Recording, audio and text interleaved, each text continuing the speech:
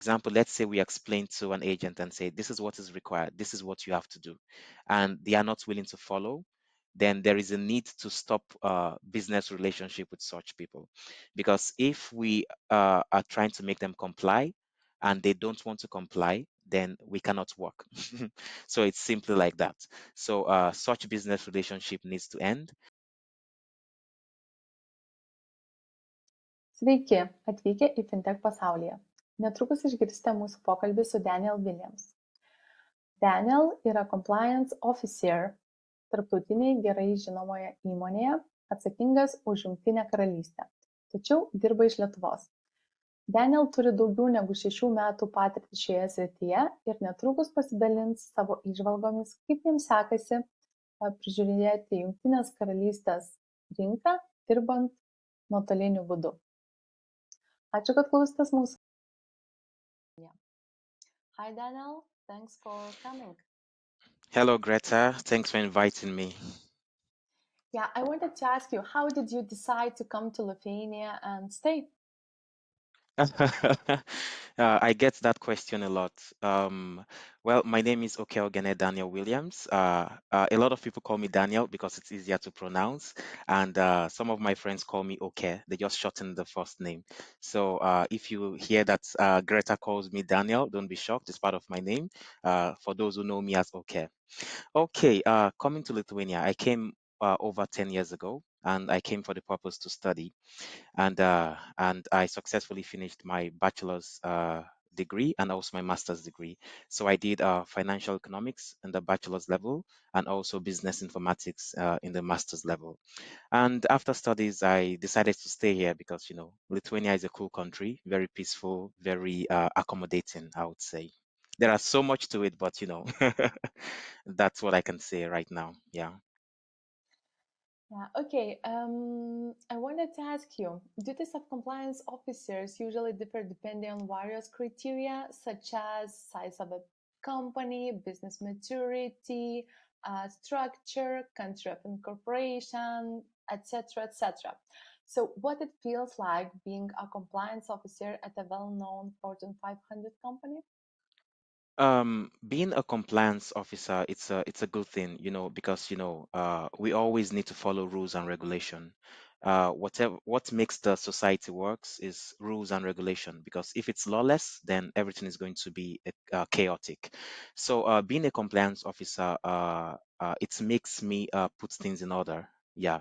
Follow the rules, follow the instructions, follow them correctly, and you see the results.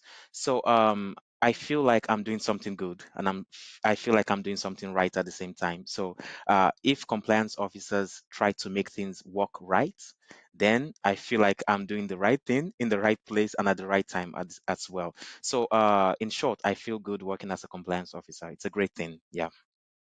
Yeah, and in your case, when you're working for a well-known big company, what are the Yeah. benefits of it? It's like colleagues, experience, or what do you Yeah. feel most? Of course, compliance is very broad. It's extremely broad, I would say so, to my knowledge. So, working in a well-known company, it gives me this stand, because once a company is well rooted, it gives you confidence. Yeah. So, the company gives me the confidence because they have passed through thick and thin. They understand a lot of things. They've experienced so much, and from the wealth of their experience, they are able to pass on experiences to me as well, and I'm able to experience from their own experiences. So working in this kind of a company gives me that's a sound knowledge. It gives me that drive, and when I see all the people around me, both the people who are like above and the people who are coming up, yeah, it's very inspiring. Yeah, I would say. Yeah, that sounds really great. That you're working with professionals and you can learn from them as well as Yeah, grow others. yeah, So, that's true. Yeah. you are a compliance officer for the United Kingdom market. However, you're working remotely from Lithuania. Yeah. What does help you to keep your hand on a pulse? Yes, right now everyone is, you could work from wherever you are, so it's not there is no much barrier, I would say. So working with the United Kingdom's markets and working from Lithuania, it's just about the information. So information is being passed across, and we just work based on the information that we get, and also based on the information that we put together. So, of course, the United Kingdom's market is not like so different from every other market, because it's about compliance, it's about documentation, it's about following the rules and regulations that are set for the business. So, for me, it's nothing too strange or nothing out of the ordinary. I just follow what I have to follow. And for example, the FCA, which is the Financial Conduct Authority of the United Kingdom, they provide lots of information that we need to follow based on what is happening in the UK. And this is what we follow basically and generally. And it helps us to deal with our customers, and helps our agents also deal with their own customers as well. Yeah. Okay, on that note, naturally these days it's not that difficult to work remotely. Then we have Zoom calls and other tools. But also, Yeah. do you visit your markets quite often, Oh, or you yes, work yes. fully remotely? Not fully remotely. Like what I do, I actually do off-site and on-site. Off-site meaning that's working from my home, or working from the office in the country, and on-site meaning going to visit the agents. So it's just in both ways, and it's very, very nice, because I get to experience like a kind of back office setting, and also a front office setting as well. So, like what I do basically, I visit agents who are involved in money transfer, who provide the money transfer services. So, visiting them, I basically train them. So I have to have like sufficient knowledge to train them on the subject matters. So, yeah, that's what I do basically. I just visit the agents and make them understand that they have to follow the policies and procedures, that I remind them that these things are very important for them to be able to, provide the services that we render to their own customers. Yeah. Mhm.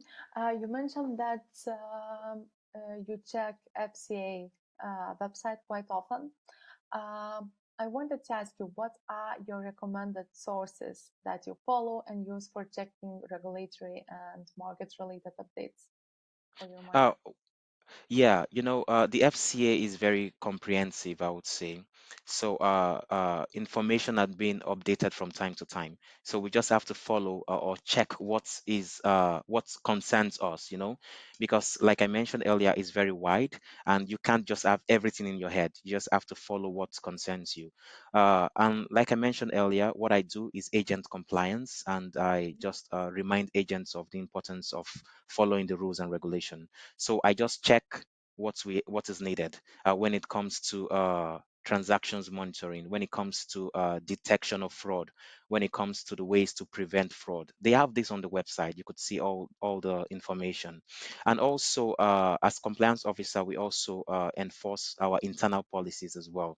So the company has their own policies and procedures. So we also need to understand that, and how it's going to affect our agents as well.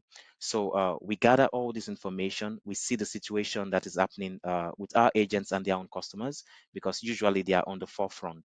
So they provide us with information, what they are passing through or what they are experiencing. Are they able to detect fraud? Are they able to report it? So once we put all this information together and we get feedbacks from them, we also provide feedbacks. Sorry, so we also provide feedbacks to our regional compliance, and once they see the feedback, they compare it with what they have on ground. They also check what the FCA is permitting and not permitting, and they come back to us, and we go back to the agent. So there is a lot of strata to follow, a lot of stages, a lot of levels to follow.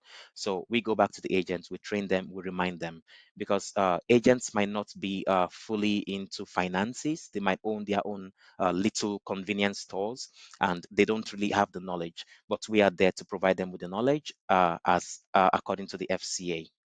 Yeah. Okay. Uh, Have you identified any money laundering patterns that you feel they are specific for the UK market? Well, there are always patterns, and I think they are very much alike across the board. It's not too specific to the UK, but of course, the UK is just one particular region. What is common, people usually launder money in several ways. They make money illegally and they want to send it to their own accounts, or they want to send it to a friend or to a family member, or they want to send it to start a business. So we always see these patterns, like the very common one to many, many to one, where somebody is sending to several persons to hide the source of their wealth or hide the source of their income, or maybe they are receiving from several persons as well. Some people might be involved in human trafficking, they might be involved in human smuggling, they might be involved in sales of illegal weapons, and they are just receiving money from several clients using the platform. So we always see this kind of trend. We monitor the transactions and see that, okay, something might not be right with this transaction. And is this person actually following the rules that are on ground? Is the agent actually telling them what they have to do? Or is the agent actually checking them on what they are supposed to do? So Mhm. if we notice that there are some kind of suspicious trends, we just speak with the agents and remind them that, oh, something must be wrong here, and you also need to make a report so that we find out what is actually wrong. We investigate the situation. Yeah. What are the most common risks associated with such business model when operating with agents, as in your case? The most common risks, the risks are also broad as well. But of course, every business has their own risks. But what we try to do is to ensure that whoever we're having business with, they are regulated, because of course the market is regulated. So if we are dealing with somebody who has like a store, that person must be registered with the HMRC. So they have to be registered with the HMRC. We don't just work with people who are not registered, because the business needs to be legal. And one of the things that compliance does is that it should be legal. It must be legal. We can't be working in underground and saying that we are compliance. So they must have a legal backing. They must have a certification. They must have permission before we work with them. And once we realize that they have the permission and they have the capability to provide financial services, then we engage business with them. And like I mentioned, if they do not have many of them might not have the financial knowledge or the financial certifications, but we are there to provide them with the knowledge, so that they are up to breast with what we are trying to tell them to do, or what they have to do for the business. Um, so what I would say is that the risks are very, very unending. It's non-terminating.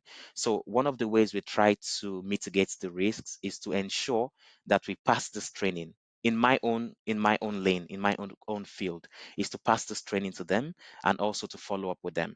Do they have the knowledge of how to detect fraud? Do they have the knowledge of how to make the reports whenever it's detected? Money or any a scam to go through. So we just make sure that we teach them, and we also keep them up to the knowledge of what they have to know, keep them abreast, so to say. Mhm. So let me clarify. Before you start working with such agents, you make sure that they provided all required documentation, the standard Hmm. one. Also, you check whether we are registered with HRMC, yes, and Yeah. also make sure that we are aware of compliance requirements and completed your training. Yeah, exactly. So we have to ensure that they are legally registered. They are not like a business that they don't have any backing, no regulation, because we are regulated, so they must be regulated as well. So they must also follow our own policies, because every business have their own policies as well. For example, some business might be dealing with cryptocurrency, some might be Mhm. dealing with all sorts of businesses that they are creating for themselves, and there are rules that agents that work with cryptocurrency actually. But of Oh, course, if a business is dealing with cryptocurrency, there are certain rules, because at the moment the cryptocurrency is not like fully regulated, to the best of my knowledge. But of course, there are certain regulations that are coming in place, and of course, regulations are always they are progressive, so they are growing and they are evolving as well. So whatever line of business or whatever kind of financial services the business is providing, they must ensure that they have the necessary regulations, the right regulations, and they are doing the right things. And what I would advise, if they don't have the knowledge, they have to seek the knowledge. They have to go find the knowledge. They have to see who is regulating them. They have to see what the requirements of the regulatory body is, because if they don't do this, they're actually breaching compliance, and that could lead to a lot of fines, and it could lead to the loss of reputation and so on. And fines is something that is very terrible to a business. It could eventually kill a business. So it's very important that they seek the regulatory bodies and they follow the rules and regulation that the bodies have put on ground. mhm.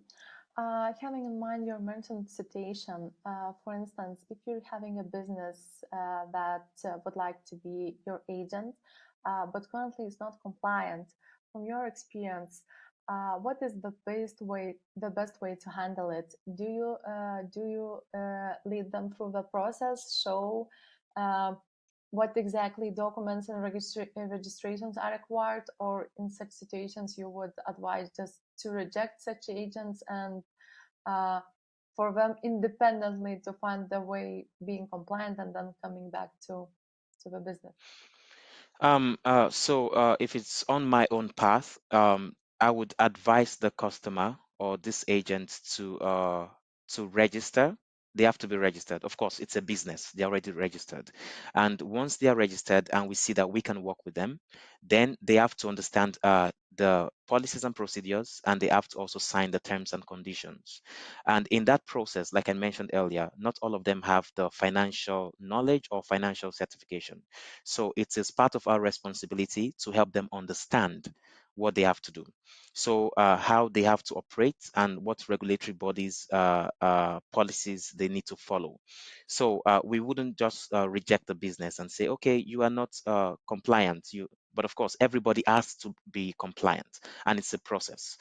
So I would just advise them that they should understand the business or the service that they are providing. In this case, they are providing money transfer services. So they need to know what it entails. Do you need to collect IDs? Do you need to verify the IDs? Do you need to make certain information documented? Do you need to make certain reports? So these are the processes of compliance. There is a prevention, there is a detection, there is the monitoring, and they need to follow this process, and we need to pass the knowledge to them. We need to make them understand why we do this and what is the benefits of doing such processes. Mhm. Do you find any common difficulties in training agents? What difficulties could it be? Well, sometimes language barrier. I would say Okay. so. Yeah, language barrier is sometimes a difficulty. But of course, like I'm working with the UK, so we expect all our agents to speak in English, to understand in English. But of course, there are still different levels of understanding. The way you understand English language is different from the way I understand it, because we are from different places, we have different level of education. So we use different terminologies. So they must be able to communicate, and that could be one of the barriers, because sometimes the agents might not understand your vocabulary. So we just try to help them understand. You don't speak above the head of your people, of the agents. You need to speak in very simple languages that they understand what you're saying. I wouldn't be using like certain abbreviations. Let's say I just say HMRC and they don't know what that is. Maybe they know it as something else. So I need to break it down for them to understand. And aside from language barrier, sometimes a difficulty is that since some people don't, they are not in the financial world, they don't really understand why we tell them to do certain things. And they feel that they shouldn't do this because it's none of their business. But of course, you are in the business of money transfer, you need to understand it. So we just need to ensure that they understand what we are telling them. And we need to enforce that they obey it and they follow it. And another thing that could be challenging is following up with such people, but that's not a major challenge. It's just part of the job. So we need to follow up with them to see that they are actually carrying out what we expect or what is expected of them. What else could be a challenge? So I think a language barrier and also follow-ups on certain people who do not want to comply. So I think those are major challenges for me right now, from my own experience. Yeah. Mhm. How do you handle situations when agents try to push your boundaries? For instance, you say that Hmm. they need to provide certain documents and they say why, situations like this. hmm Well, that's not so difficult because this is what is required. So we have explained, for example, let's say we explain to an agent and say, this is what is required, this is what you have to do, and they are not willing to follow, then there is a need to stop business relationship with such people. Because if we are trying to make them comply and they don't want to comply, then we cannot work. So it's simply like that. So such business relationship needs to end. And if they tend to later understand why the business relationship ended, then they could come back and just simply comply. So it's very simple that way. But it could be difficult in another sense. But I think that's one of the major ways to make them understand that, okay, this is what we have to do. It's a lay down rule, it's a set of rule, it's a process. Just follow it and everything is going to be fine. Yeah. So it sounds that then you're strict. It's easier to handle such situations, and they know that you won't make any exceptions. Yeah, so it's good to be strict because, for example, let's say the GDPR, uh, the General Data Protection regulation. It's very strict, and you cannot just be using agents' documents or agents' IDs for your own personal use. It's a very strict thing, and if you don't follow the GDPR properly, you get fined.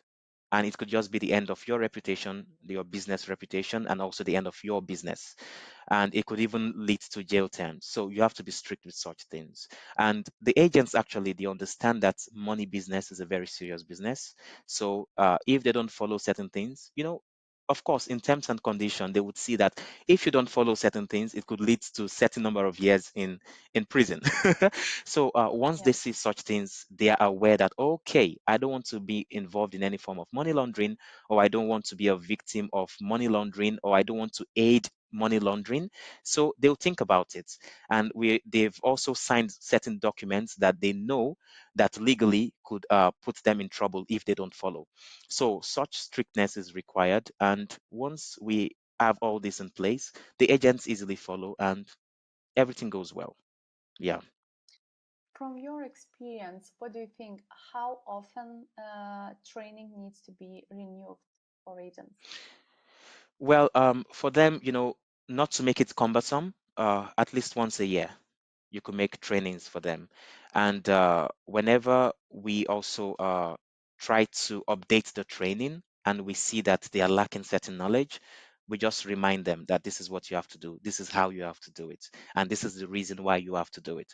So once a year could be very good, not to make it cumbersome. Yes. Mhm.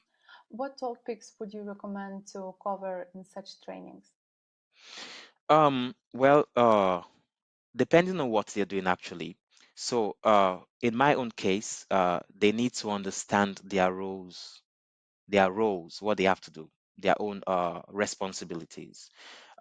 So they need, and some of the responsibilities include checking the IDs. It includes knowing the customer. It includes uh, doing the process of due diligence or further to enhanced customers' due diligence, suspicious activity reports, transactions monitoring, checking the information if they are consistent, all those things, they need to have the knowledge. And this is what we basically train them on. So, like, for example, suspicious activity report is a very important thing, because once a customer or an agent, they detect that something is not regular or there is an irregular money transfer, they have the right to make such reports, and they need to report it in the right platform, and they need to give details as well. So those are important trainings. So once they give the details, we have the details with us, we could easily just investigate and see what actually went on. So those are the trainings that are very important, like I mentioned. And GDPR training, as you mentioned before.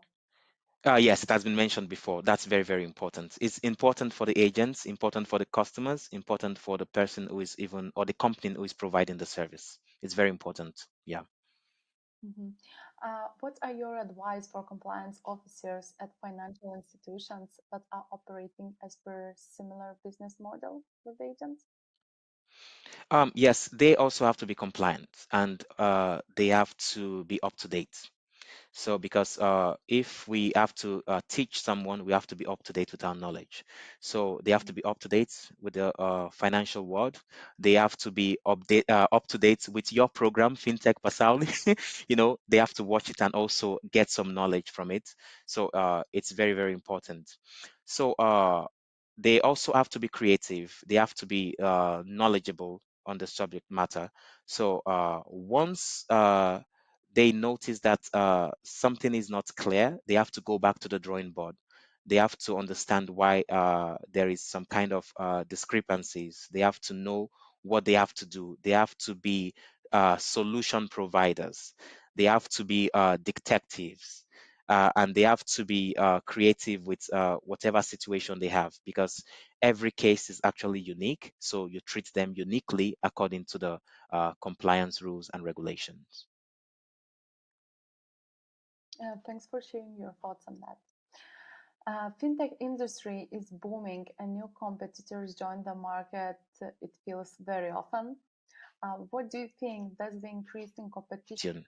So, competition is something that is always going to be there.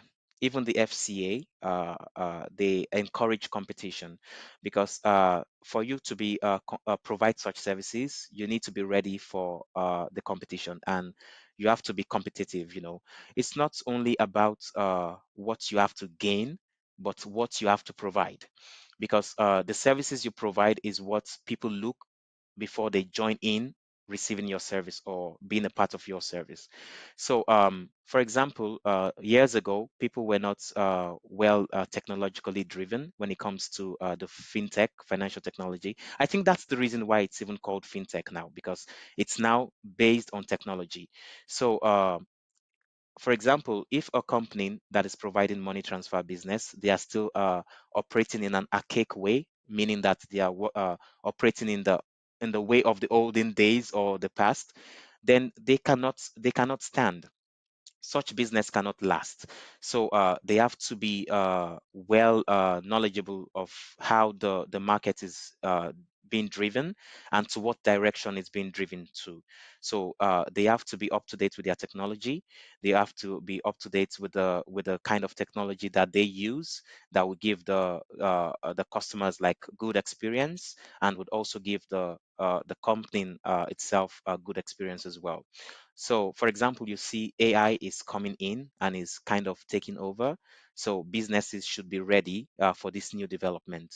So, yeah, so that brings the competition. So, for example, let's say company A is providing a very clear and very convenient way of providing documents, and the customers find it very convenient, and company B is not doing so. Company B is telling you, you need to come to the office, you need to give us the document, we need to make photocopies or scan it, we need to give it back to you. People would prefer company A, because now they are advanced. So every company should wake up to the advancement of this world, and technology is what is even advancing the world. So they should wake up in the kind of technology that they use to provide their services. So we can summarize it that it's not sustainable to win markets by lowering compliance requirements.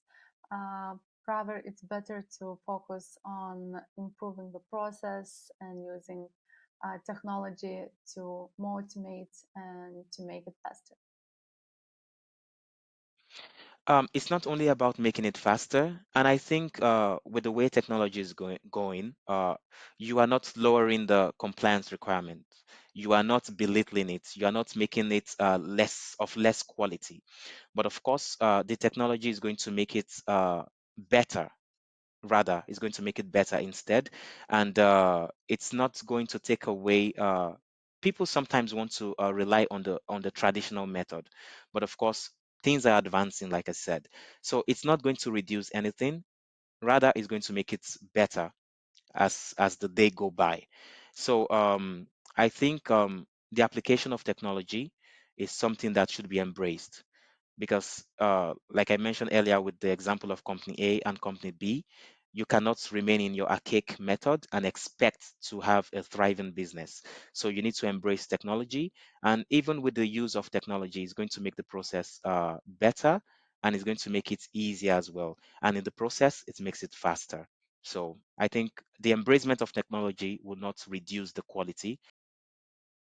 Daniel, so to make sure that agents are compliant, what do you do? Do you do mystery shopping? Yes, mystery shopping is one of the ways to, to test the agents in reality. It's a practical one. Mystery shopping, you just go into the location, and the agent doesn't know that you are a compliance officer, and you might just try to eavesdrop. You might just try to overhear what's going on. Maybe they are making a transaction. You try to overhear and you try to see what they are doing. Are they actually asking the right questions? Are they actually collecting the right documents? Are they making scans? Are they taking the information? Are they overcharging customers? Are they trying to be dubious to the customers?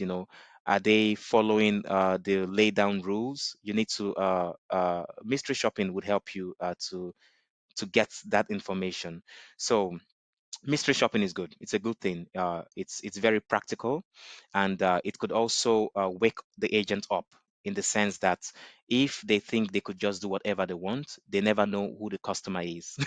So once they get aware that a potential customer, is actually a compliance officer, then they would try to keep themselves up and follow the rules and regulation. So I think mystery shopping is good. I've done it before. Yeah. So from what you have been saying, it sounds like training is mandatory and Yes. mystery shopping, it's kind of quality control. Quality control, yes. Training is mandatory, and the mystery shopping, quality control. Yeah. Do you have any other ways how to make sure that they comply and follow your training? Well, it's all inclusive in the training. So, for example, there are prepared documents that we provide to agents to read and to understand. And whenever they have problems or they have certain situations, they could call help desk or help center to assist them. That's a way, to assist them as well. And whenever they see that there is something that they cannot handle, there is need for them to relate to officers who are on ground to assist them, to give them quick assistance. And these are some of the ways to help the agents. So the trainings are in different ways. The trainings is also in a way to provide them with the knowledge. The training is in a way to assist them. The training is a way to remind them. And the training is a way to help them boost their business as well, the money transfer business. Ačiū, kad klausėte Fintech pasaulyje. Tikiuosi, kad šis pokalbis jums patiko. Jei norite pasiūlyti aktualią temą arba pašnekovą, galite tai padaryti mūsų puslapyje www.fintechpasaulyje.lt. Iki kitų pasimatymų.